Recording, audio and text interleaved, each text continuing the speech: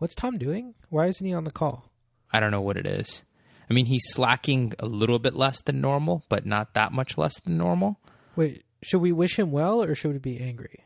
Oh, we should definitely wish him well. I think this isn't like me being hungry or me being like late or, this isn't like any of my normal shit. This seems to be like legitimate of some kind. I don't know what it is, but it feels legit, let's say. Oh, goodness. Well, all of that, and also he abandoned us, and he's not on this episode.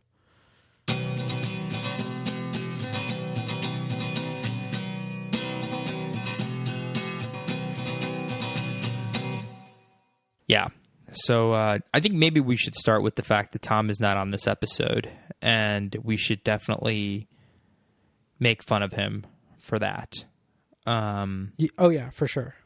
I think that's important. Can I tell important. you something really important? Yeah, hit me, dude. Okay, so I was clicking over to Chrome to open up our Google Doc, and the window that opened up, it's a window with just one tab, and that one tab is a Google search, and this Google query was John Kasich. I don't know why I have this window open. Yeah, I don't know, dude. So I think we need to talk about. I think we need to talk about the cabinet. So, I mean, what are your cabinets made of, AJ? Wood. I think mine are a type of wood. Maybe there's some lacquer, or not lacquer, lacquer on my cabinets.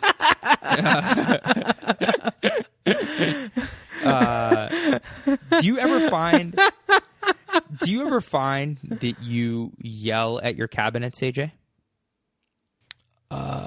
No. Do you? Now, is this before or after you renovated your cabinet? Is this about Jeff Sessions? Is this about my bathroom, or is this about... No, AJ. We don't care about Jeff Sessions. We're talking about your cabinets.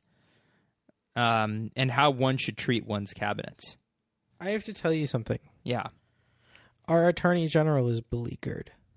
So today at work, I was joking with one of my colleagues that I was like, dude, if we ever have beef, please just tell me, don't like, don't tweet it. Don't go on Twitter and say our beleaguered alternative fixed income manager, or be like, our long suffering, or don't send a representative like the Mooch, out on the radio and have him say, I've never seen such and such so mad. I mean, if it's this hostile and this public, he probably wants him to quit, So for our listeners that are not aware, this week's sort of drama, and every week there's a drama with the Trump administration, right? Because there was no drama Obama, and Donald Trump promised us something different, and he's giving us something different as it comes to sort of stable leadership. So this week, his one of his many dramas is with members of his cabinet, specifically Jeff Sessions. So, AJ, do you want to talk about kind of what happened this week? Why did Donald Trump wake up on the wrong side of the bed? Who is Jeff Sessions? Let's start from the beginning. There's what so is many Jeff things. Sessions? I mean, most of the science is out. We don't actually know what Jeff Sessions is. But here's what we do know. He is the Attorney General of the United States. And was the first senator to... The only senator to endorse Trump before he clinched the nomination. So let's say you're Donald Trump, right? And nobody's endorsing you. And there comes this guy. His name is Jeff Sessions. He's a senator from Alabama. Sure, he's not widely respected. He hasn't really done much in the Senate of acclaim. But, you're happy to have his endorsement. And you think, wow, this guy really stepped out on a limb for me. He really had my back when no other senator did. And so then you make him your attorney general. And so he's attorney general now, and he's kind of doing his thing. And then it turns out that you, or maybe your campaign, definitely your son, either colluded or tried to collude with Russia. And so the attorney general, he's like, man, I kind of had some meetings with Russia too. Maybe I should recuse myself. And because now there's an investigation into you, Donald Trump, the president of the United States. And so Sessions recuses himself. And what happens after that, AJ? Well, so when the Attorney General is recused, the Deputy Attorney General or the relevant Assistant Attorney General or someone designated by the President acts as the Attorney General in the areas where the Attorney General has recused himself. So in this case, Jeff Sessions recused himself from all of the investigations into Russian influence in the election and into any malfeasance by the Trump campaign. And Jeff Sessions has said that he did it because it was required by DOJ regulations, Department of Justice regulations, saying that someone who was a participant in a campaign can't participate in investigations into that campaign. But realistically, I think we all know from the sequence of events that he didn't actually recuse himself until after news reports came to light that he had misled the Senate with respect to whether he did or didn't have meetings with any Russian officials during the election. To make that story very short, what he told the Senate was that he hadn't had any meetings with Russian officials, and what happened to be the truth was that he had had several meetings with Russian officials. So that's more than zero. Which is the way that he made it seem. Or actually not made it seem. He said, I had no meetings with Russians. But he did have meetings with Russians. So anyway, he recuses himself. And so one last thing on that's been such an extraordinary own goal on Jeff Sessions' part, because Al Franken's question was just, did anyone in the Trump campaign collude with Russia? And Jeff Sessions' answer was, well, some people have said I was involved in the Trump campaign. I might have been a spokesman or a representative, and I didn't have any meetings with Russians. And so not only did he not answer the actual question, but he went out on a limb aside from the scope of the question in order to lie. Yes, and that's something that, if the Senate is questioning you, I think good advice is answer the question you are asked and no more. And that's important advice for everyone in the Trump campaign or affiliated with the Trump orbit. A lot of those people are going to be talking to the Senate soon. A lot of them are. And, if you're listening to our podcast, I can't say we're on your side, to be perfectly honest. But I do think it's generally a good idea to answer the question you were asked and not a whole bunch of other questions that you were not asked, right? But Jeff Sessions did, and it forced him to sort of recuse himself. And after that, Rod Rosenstein, who's the Deputy Attorney General, appointed a special prosecutor, a gentleman named Bob Mueller. A very special prosecutor. Extremely special. And somebody that all Republicans and all Democrats, it seems, have very good things to say about in terms of integrity and so on and so forth. And it set up this sort of epic showdown, right? Because a lot of people said, hey, Trump, you better be ready for this. Bob Mueller's been preparing for this his entire life. He's taken down terrorists. He's taken down, he stood up to the Bush administration. He's done all kinds of things. He's been head of the FBI. And, to that, I think Donald Trump probably said, Bob Mueller, I've been preparing for this my entire life. Donald Trump's been conning people his entire career. So this is the ultimate con, he started by just not paying his employees, his contractors. Then he declared bankruptcy 2 or maybe 3 times on his casinos. Then he founded Trump University. So I'm just saying he's constantly upped his game, in terms of conning people. And so Bob Mueller spent a lifetime being an honest guy, widely respected. And Trump spent a lifetime being widely ridiculed. So you kind of have these polar opposites that are coming to a head. And as Bob Mueller's investigating, I think Trump has gotten cold feet. I think he may not want to go mano a mano with Bob Mueller. And so he's doing what Donald Trump does when that happens. He's getting angry. And when he gets angry, he uses Twitter, as we all know. And that's kind of what brings us to today. Or not today, but this week, and to our beleaguered Attorney General, and I quote the president when he says that. So I think that there are probably 2 ways to think about this. The first is, will Trump fire Sessions? And then I think the second question is, is that good or bad if he fires Sessions? Yeah, and I think the first question is really interesting because, both are, but It's sort of like as if repeatedly, whatever persona Trump has, he proves that his persona is not actually accurate, right? So he has a persona of being a tough guy, but then he kowtows to like Vladimir Putin, right? He has a persona of being a great negotiator and deal maker. And then he spends the first 7 months of his presidency not able to make deals on anything, healthcare, taxes, anything, right? And then the one reputation that I think almost everybody had agreed on is Trump has a reputation as being the guy that has the guts to look someone else in the eye and say, "You're fired." And it turns out he can't even do that. Yeah. But so what's he doing instead? He's been tweeting about Jeff Sessions. He said that Jeff Sessions is beleaguered. He asked why his attorney general isn't investigating Hillary Clinton. He told reporters that he wouldn't have hired Sessions in the first place if he had known that Sessions was going to recuse himself. And so it certainly seems... And that's an important thing, right? He says that he's mad at Sessions because if he had known Sessions would have recused himself, he would never have appointed Sessions.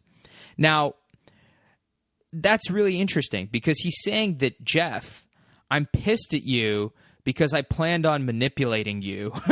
And because you've recused yourself, I cannot manipulate you.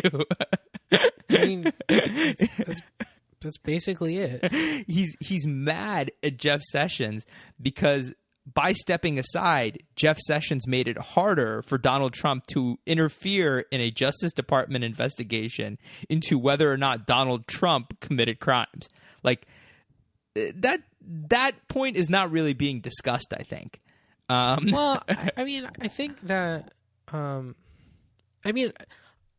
so what I think is what I think is interesting about that is there the a lot of the defense of Jeff Sessions from the right has been sort of a personal defense of Sessions, like, oh, he was my colleague in the Senate, I like him, I think he's good, I don't think he should lose his job. And then there's been a lot of ideological defense of Jeff Sessions. So Salon had a good write-up about how Breitbart and sort of the far-right conservatives have leapt to Jeff Sessions' defense. And I think that for a lot of that set, a lot of the Breitbart set, there's the feeling that Jeff Sessions is actually the person in the Trump administration who would best implement their anti-immigration and their xenophobic policies. And so, they're on the right, there hasn't really been a lot of comment about the process. It's almost all been, personal commentary about people's personal relationships with Sessions, or it's been, concern that the government is going to be a little less racist without Jeff Sessions in it. It's really interesting because I think I'm torn on it too.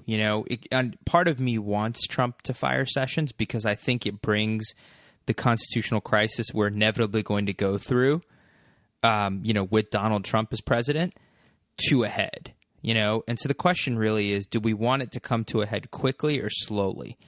Part of me wants it to come to a head slowly because that gives more time for Trump to do more outrageous things and to prove just sort of how unfit he is to be president, all politics aside, you know what I mean?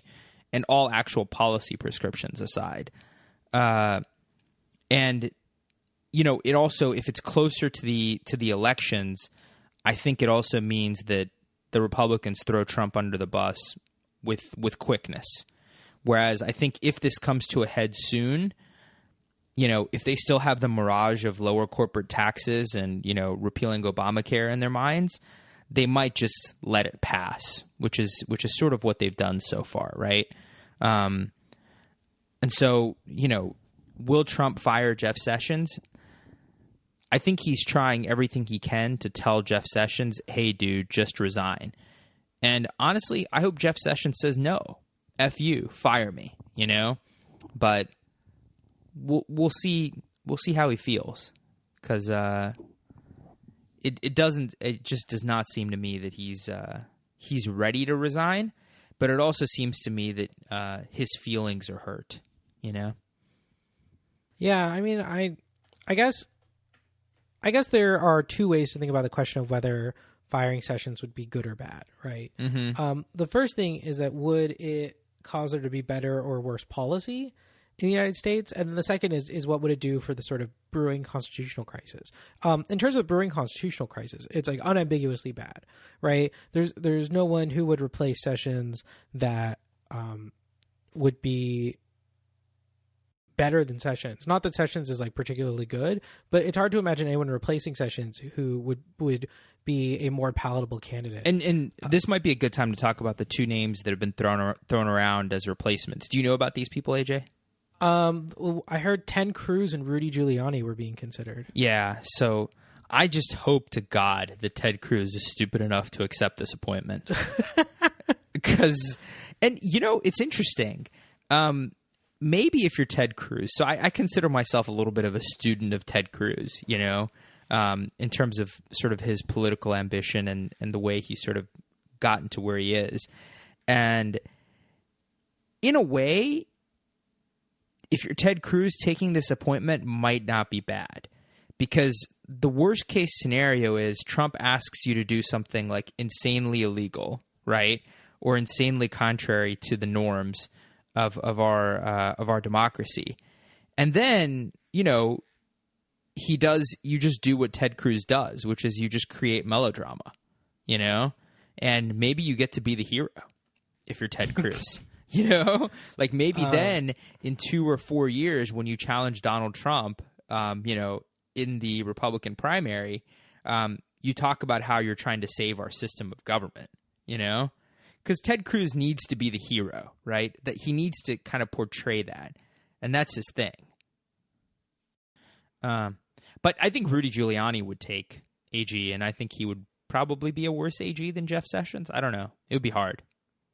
You know, I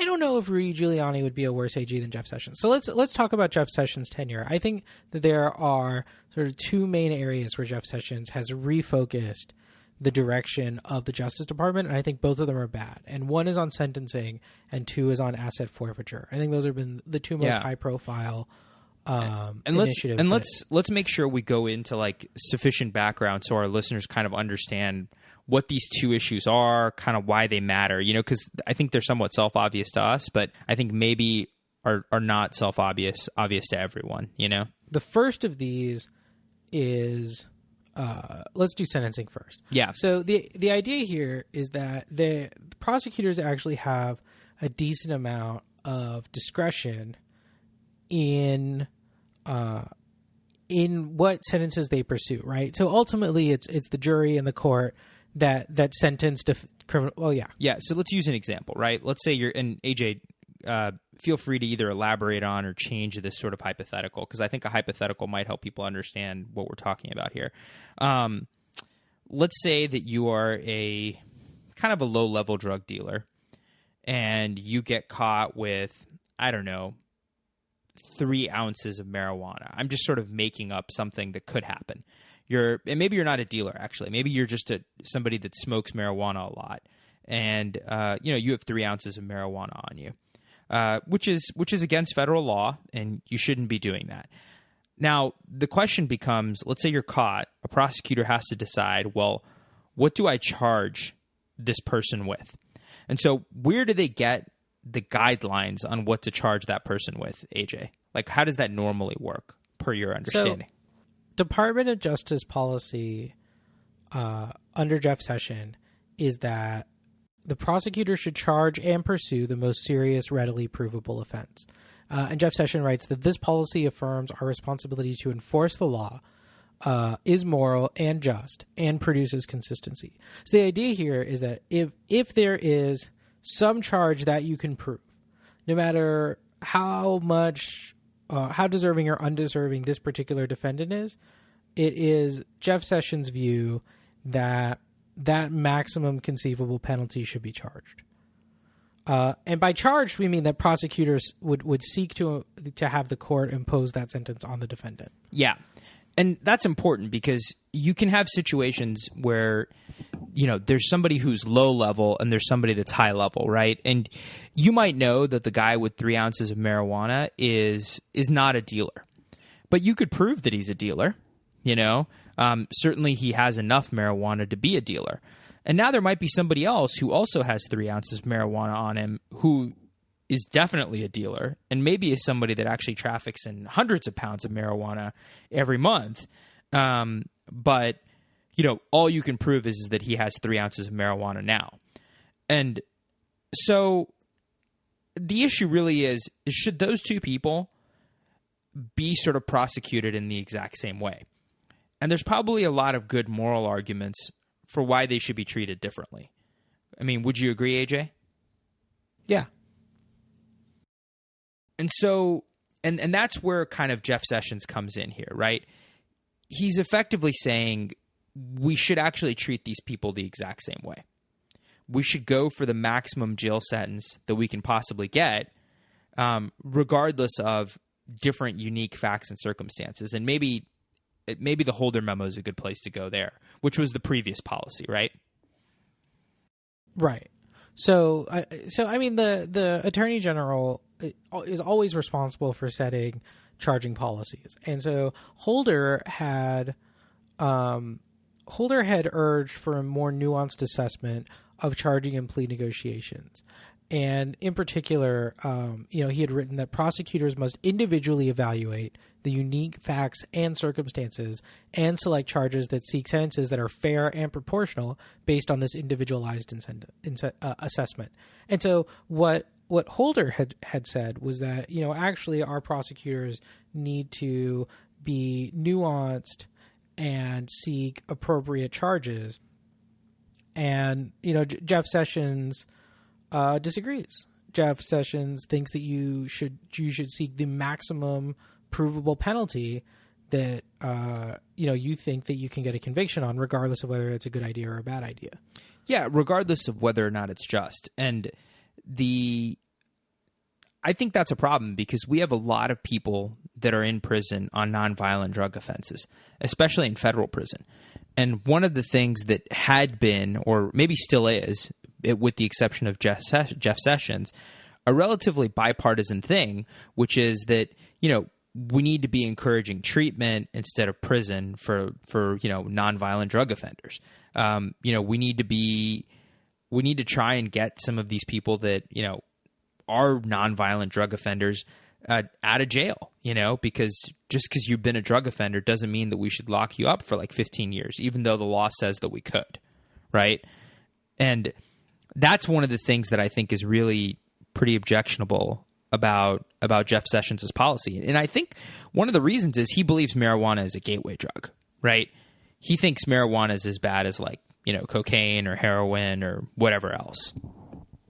Well, I also think that he is sort of an authoritarian, and I think for him that this is sort of, an appropriate exercise of the state's power with respect to minority communities and the individual's relationship with the government, right? Like, I actually think that he sort of feels like the law should be followed for the law's sake. I mean, that's sort of my reading of sort of the authoritarian circles that Jeff Sessions moves in. Yeah, maybe so. I think he thinks that drugs are really just just any type of drug is a major threat to the United States, and everything enables gangs. And only by he's kind of living in the 1980s in many ways, right? If you think about sort of how views on criminal justice and especially on nonviolent drug offenses have evolved, the Koch brothers, who are they're no parade of leftists here. They're not a bunch of socialists, and the Koch brothers think we need to have criminal justice reform and not, put nonviolent offenders in prison to the extent that we are doing it. We need to give people a second chance. And I think Sessions is sort of, he's kind of stuck in the 80s. He thinks that everything is related to the drug war. And you let one thing by and bam, you're done. Mm.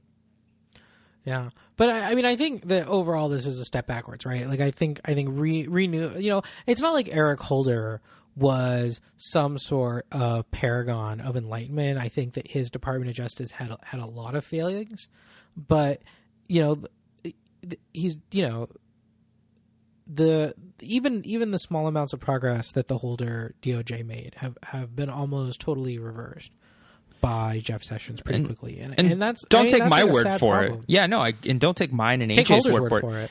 Or don't even take his word for it. Take Rand Paul's word for it. You know, yeah. Who's another person that would definitely, I think, agree with what we're talking about here, since he's been a big proponent of criminal justice reform. So it's one of those things where if Jeff Sessions goes, you know, honestly, Rudy Giuliani's probably just as bad on this policy, and Ted Cruz is probably just as bad on this policy too. Probably worse. Yeah.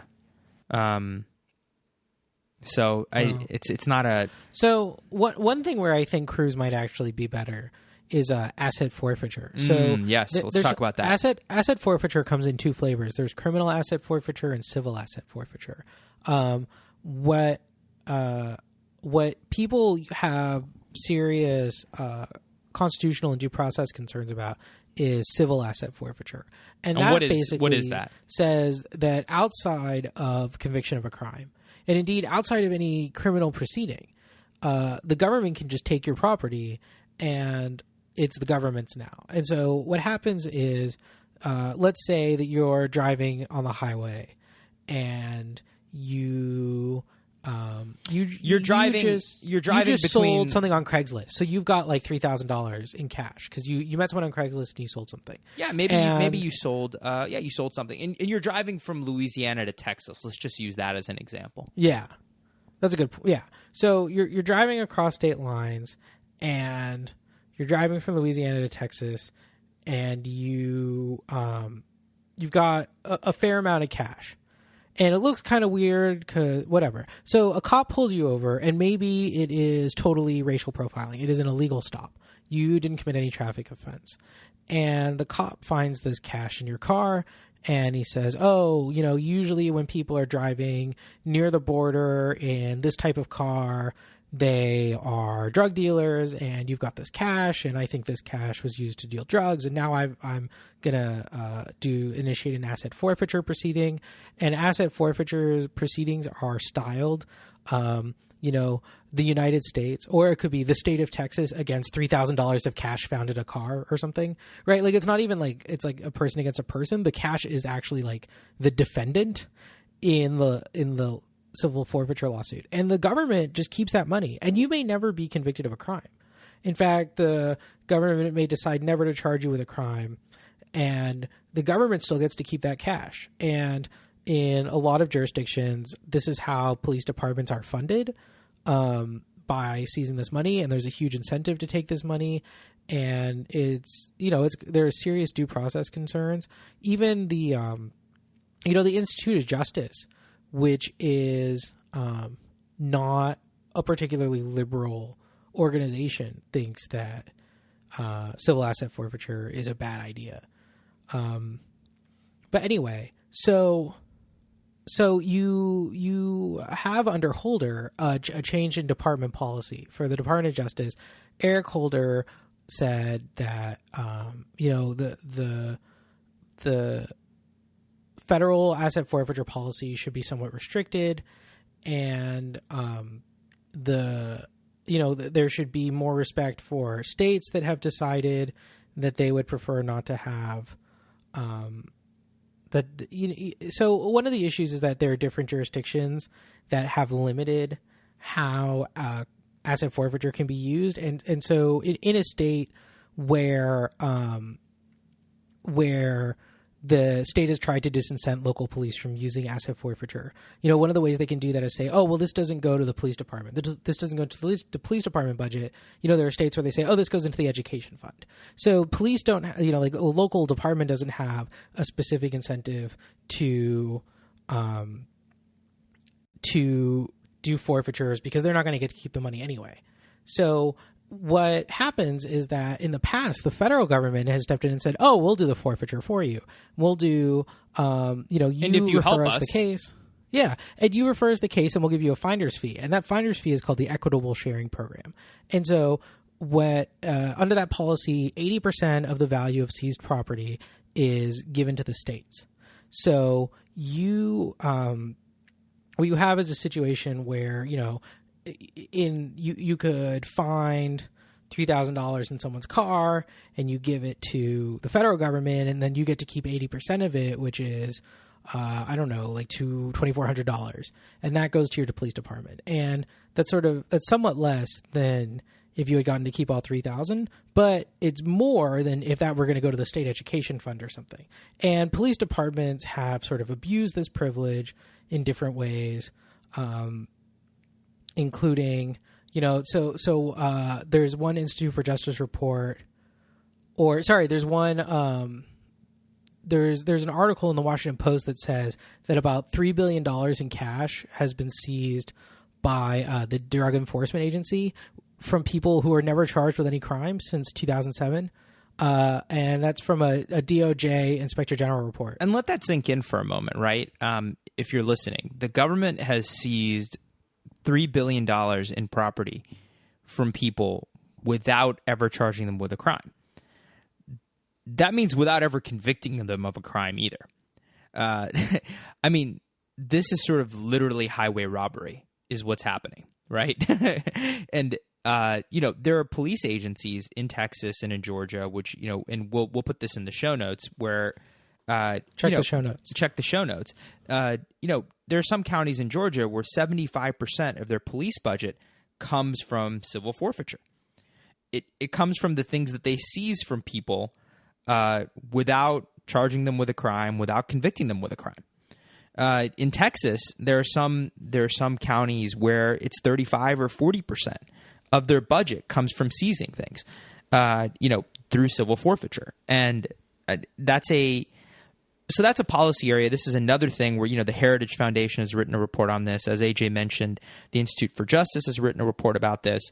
And, those are two very conservative, I would say, conservative or libertarian, depending on how you look at them, think tanks. So these aren't leftist think tanks. And so, of course, the ACLU agrees with these things too. So you have groups on the left and the right saying that civil forfeiture is just bad. It's obvious. I mean, I think it's pretty clear why it's morally wrong, but it's probably unconstitutional too, Yeah. So Eric Holder in 2015 had changed the department policy, and he had said that there are very specific situations where asset forfeiture would basically continue as it had been. So public safety concerns, firearms, ammunition, explosives, child pornography, situations like that, the process continues as normal. But for almost any other type of seizure, you have to really escalate this to the Assistant Attorney General for the Criminal Division, who, is a Senate confirmed appointment. It's, one of the top, I think it's like one of the top 4 or 5 ranking members of the Justice Department for the entire country. So you need approval from the highest levels of the government to do asset forfeiture, and we really want to stop relying this as a crutch. Yeah. And so Jeff Sessions has rescinded that order. He said basically that, we should cooperate with state governments and we should pursue civil asset forfeiture as often as we can, basically. Yeah. And that is that's definitely a big thing. And that's another area where, we hire presidents to make some of these decisions, right? They hire somebody like an attorney general, and that attorney general gets confirmed by the Senate. But after that, they kind of do what they want. And so it really matters who your attorney general is, because then they do things like, this memo on asset forfeiture, which it probably doesn't impact me or AJ or Tom or maybe many of our listeners. But when people are being deprived of, $3 billion of money through... Just by one agency, one federal agency, just in 10 years seized over $3 billion just from people who were not charged with a crime. Yeah. So other people who were charged with a crime don't count towards this $3 billion. Yeah. Even if they weren't convicted. Right. That's true. Yeah. So it's pretty troubling when the government wants to do that. And I think this all comes back to sort of Jeff Sessions' view that there's a war on drugs and we need to do whatever it takes, And again, I think he's living a little bit in the 80s as it relates to this. Not to say there isn't, a drug problem. Of course there is. But we make these sorts of decisions all the time of like, what's the right line to draw? And life is a line drawing problem, right? And it's certainly the case in politics. And so Jeff Sessions ordered that federal forfeiture of property seized lawfully by state and local law enforcement agencies is authorized whenever the conduct giving rise to the seizure is in violation of federal law. And then he also writes that, he says that asset forfeiture is one of law enforcement's most effective tools to reduce crime. The guidance that one of and this will be in the show notes, there's a guidance from an assistant attorney general that was released on the same day. And basically from Deborah Connor, acting chief of the asset recovery section of the DOJ. And, what it gets into there is it basically says even states that have said that they don't want to have asset forfeiture used so prevalently in their state that the federal government is still going to do it. And this, to me, is the thing that is sort of the most pernicious, is that the federal law on equitable sharing, the finder's fee that state governments get when they work in concert with the federal government towards asset forfeitures, that finder's fee has to be shared specifically with the local police department, and the police department specifically has to spend it as part of their budget. So for states that have said that we want seized assets not to be used to shore up the local police department's budgets, we want it to go into the education fund or some other fund to remove the direct incentive. That prerogative of the state is preempted by federal law, and police departments have no choice but to take the money and spend it on their budget in direct contravention of the policies of the state legislature. And so for that sort of outcome to be emphasized in the DOJ guidance and orders is just sort of, I don't know, I think the best word for it is pernicious, right? Like it's just not what it's just not what you would hope to see from your government. There are serious problems that are just being completely ignored by a fairly cavalier Department of Justice. Man, I'm so ready for sidebar, AJ. I have a really, really good sidebar. All right. Do we want to say anything at all about Bikra? Do we just want to say it's sad? Can we say we're sad and then not have to say anything about it? No, I think we should spend like 5 seconds on Bikra. So kind of hot off the presses, if you will, the Senate has opened debate on the Republican healthcare bill, affectionately known as Trump Care. And the estimates that have been released by the CBO say somewhere between 22 million and 32 million people will lose their healthcare if this bill were to become law. And that's not even scoring the Cruz amendment, which, if you're curious about, you can listen to last week's episode with everything we know about Bikra 2.0, or you can read the show notes and specifically the links to the Ted Cruz amendment, which we talked about at length. So I guess we won't talk about again, but you can read about that kind of at your leisure, or listen to it at your leisure. So between 22 million and 32 million people are projected to lose health insurance if any version of these plans that the Republicans have proposed are turned into law. And so they've opened debate on it. They're going to debate it. And it's going to be a few days while they debate it. And right now it seems the no votes, there are 2 no votes on the Republican side, which are Lisa Murkowski and Susan Collins. So the senator from Alaska and the senator from, or one of the senators from Alaska, one of the senators from Maine. And if there is one more vote, one more brave soul, then the bill will fail. And so, AJ, what's your projection? Do you think this bill will become law? If not, who do you think will be the 3rd, 4th, or whatever 5th Republican to vote against it? Right now, it seems to me the most likely outcome is that some form of skinny repeal gets out of the Senate. And this is a concept that really has come about since the last time we recorded.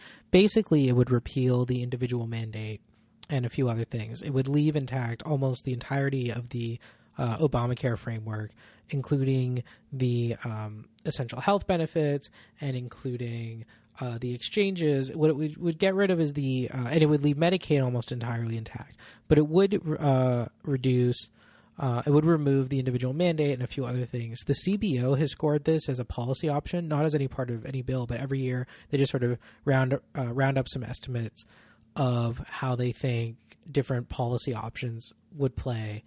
And the CBO says that it would increase premiums in the non-group market, the individual market, by about 20%, and it will lead to a reduction in coverage of several million people. In particular, repealing the individual mandate, quote, would tend to cause smaller reductions in coverage among older and less healthy people and larger reductions among younger and healthier people, thus increasing premiums in the non-group market because the overall risk pool would be on the whole less healthy. And so, it is it's a sad situation. It does seem like a skinny repeal is likely to pass the Senate. Would it pass the House? I don't know. After the bill comes out of the Senate, it'll have to go down to the House. The House has two options: just to concur or to disagree with the Senate. If the House disagrees with the Senate, then you go to a conference committee. And so you'd have a committee of House members and Senate members that would get together and work out a compromise bill. That compromise bill would go back to both chambers. Depending on what's in that compromise bill, if it's not eligible for reconciliation, then Democrats could filibuster it. If it is eligible for reconciliation, then you'd still need 50 senators to vote for it. And who knows? I really think the individual mandate might get repealed, but they won't touch any of the rest of it. And that's bad. That's a negative policy outcome. It's probably the least negative policy outcome of any of the results bandied about by any of the Republicans so far. I think this is going to be interesting over the next few days. And I think it's going to take a little bit of a miracle for them to get anything beyond a skinny repeal passed. But I really thought Bickra was dead. And I thought that our episode thought Bickra was dead. We said in our episode Bickra was dead, so this is really embarrassing for me. Very embarrassing for me. Yeah. Okay. Yeah. So sorry if we either scared you or made you too happy, as it relates to this bill. So should we get to sidebar? Should we do it? Yeah, let's do sidebar. Do you want to go first? Or you want me to go first? How do you want to do this? You go first. Okay. So we know that Rex Tillerson was given the highest Medal of Honor or whatever by the Russian President Vladimir Putin. We know that Jeff Sessions met with Russians multiple times and failed to disclose them. We know that Don Jr. admitted to trying to collude with the Russians and a purported Russian government lawyer who was part of Russia's effort to help his father. And so all those things are bad. And so I open this question to you, our listeners. Are those things bad? Or actually, what is worse, the things I just mentioned or my sidebar? Which is Rick Perry, who's been squeaky clean as it relates to Russia and the best performing member of President Trump's cabinet, let it be known. So Rick Perry got punked in a fake interview with Russian pranksters. So what? Yeah. So Rick Perry thought. So Rick Perry's office arranged a call with who they thought was the Prime Minister of Ukraine, and it was a 22-minute phone call, and it was actually with Russian pranksters.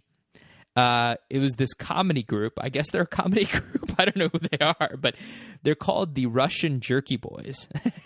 And apparently the Jerky Boys of Russia. And they have conducted similar prank calls with U.S. Senator John McCain and singer Elton John. So somehow they got on the phone with Rick Perry. They convinced him and his staff that they were the Prime Minister of Ukraine. And then they had a 22-minute conversation with Rick Perry about some things. They pitched Perry on a new fuel made from alcohol and manure. What? They also wondered if Ukraine could get a cut rate deal on U.S. coal exports. Maybe, Perry said. Negotiation is always possible. We look forward to bringing some oil and gas interests to the Ukraine, Perry said during the call. That's hilarious. So this Bloomberg article, which is linked to in the show notes, says calls between cabinet secretaries and foreign officials are typically closely vetted. It's not clear how the pranksters connected with Perry. Energy Department spokeswoman Shaylin Haynes confirmed the faux phone call took place. Secretary Perry is the latest target of 2 Russian pranksters, Hines said in an email. These individuals are known for pranking high-level officials and celebrities, particularly those who are supporters of an agenda that is not in line with their government. In this case, the energy security of Ukraine.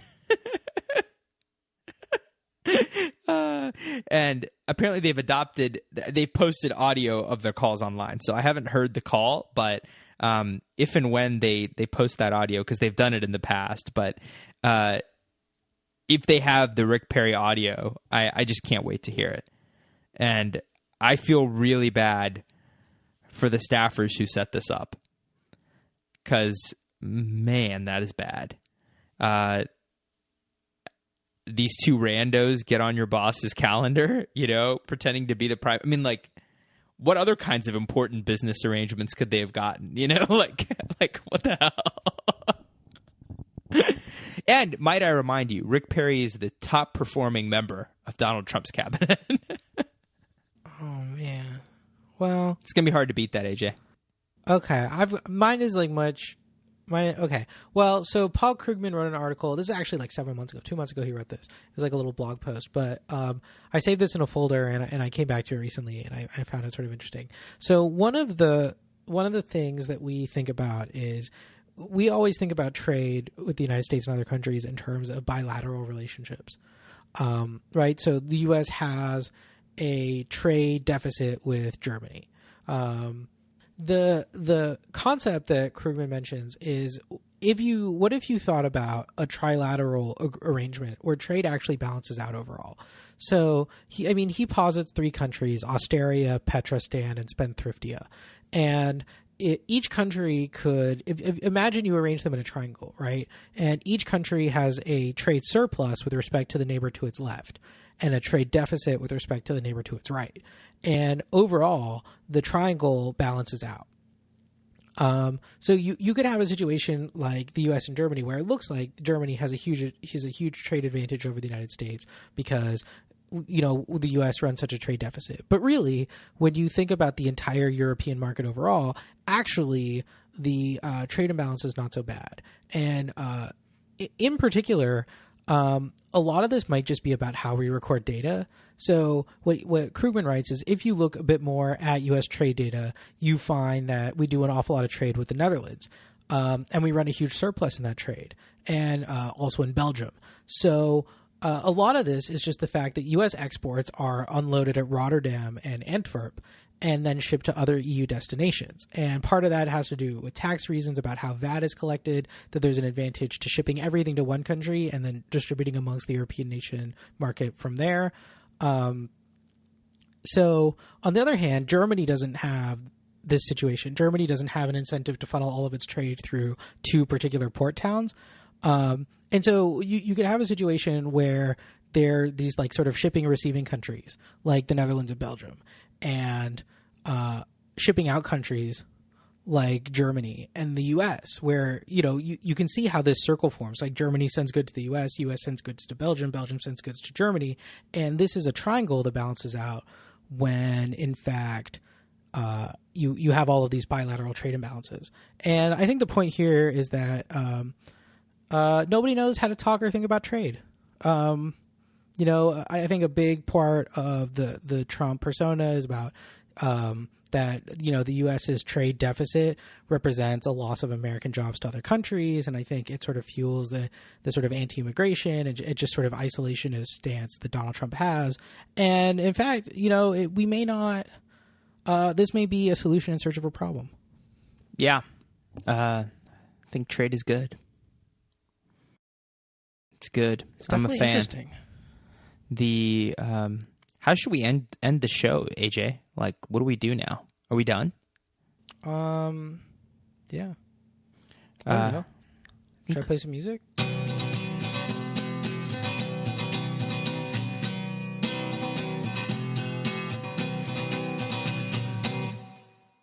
Do you think it's realistic for someone to challenge Donald Trump from inside the cabinet? I mean, I would think that if you still have aspirations of being president like Ted Cruz, that you would not want to join his cabinet. Well, so here's the thing: is I think there's a couple routes. There's I think 3 routes to becoming president if you're a Republican right now. The first is the Mike Pence route, and AJ, I should give you credit because you sort of gave me the idea. I mean, well, not gave me the idea. You laid out what this route is, which is stay as close to Trump as you can without getting so close that you're tainted by him, but you can still say wink, wink, nod, nod to all of Trump's voters. I was there with you. Just look at what terrible thing happened to our poor leader, to our beleaguered president. But you know, I was loyal till the end, right? That's also the Frank Underwood way of becoming president in many ways. So that's one way. I think the second way is to be like a complete like Trump critic, you know? And that's the route that like Marco Rubio could have taken, maybe some other people could have taken, but they just haven't really had the balls to oppose Trump. Actually, in a way, it's the route that John Kasich is hoping to take, right? And then I think the third route is to claim you were loyal and then, like Ted Cruz could in this situation, and then say that you were pushed over the edge by Trump's rampant unconstitutionality and you agreed with him on everything, but the rule of law mattered more than anything to you, you know? Well, I think that's right. I mean, I think that of those, I think the third strategy is probably the smartest one, right? Like, I think that Donald Trump has permanently changed the makeup of what a Republican primary looks like. And I think that if you look at sort of Trump-like events in the history of political parties, what you see is that the way to subsequent nominations goes through that Trumpian figure's constituency. So, right. So like the kingmaker in the 1968 Republican primary was Strom Thurmond. And why? Because Barry Goldwater had won over all of this, had unified the Southern conservatives, the Dixiecrats and the Southern Republicans into one party. Right. And I think Trump has sort of done something fairly similar to that. I think it's very likely that in 2020 and in 2024, what you'll see is that the path forward in a Republican primary has to bring on board Trump's constituencies. And Trump's constituencies, I think we found, have largely been people who, for them, their number one priority is just making liberals mad. I mean, I think we've now seen that the Trump administration governs on instinct of just grievance politics. Yeah, it's sort of more important to see other people unhappy than to be happy yourself, and that's why I think I think that Ted Cruz, out of any of them, is probably best placed for a future presidential run. Yeah, and so I don't think he gets there by being super close to Trump. I think he has to find a road that's different from the Mike Pence road. And I think no matter what, you wouldn't get there by being attorney general, right? I mean, you have to stay out of the cabinet. So no.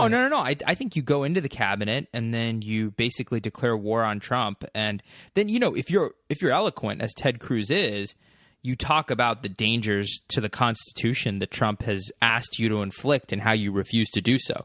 And you basically make this long melodrama over weeks and months, until Trump inevitably fires you too, and then you go back and you're like, listen, I'm going to, we can't stand. We're a better country than this, blah, blah, blah. But it's almost like you have to start as a Trump supporter and then you have to become disillusioned and then tell people why it's okay for them to be disillusioned too, because you were once a purist. I think 2020 is probably one of the least interesting things we can talk about, right? I mean, probably. I don't know. I get mad at the people who spend too much time thinking about 2020 at this point, and I don't know. I'll probably end up cutting that whole thing.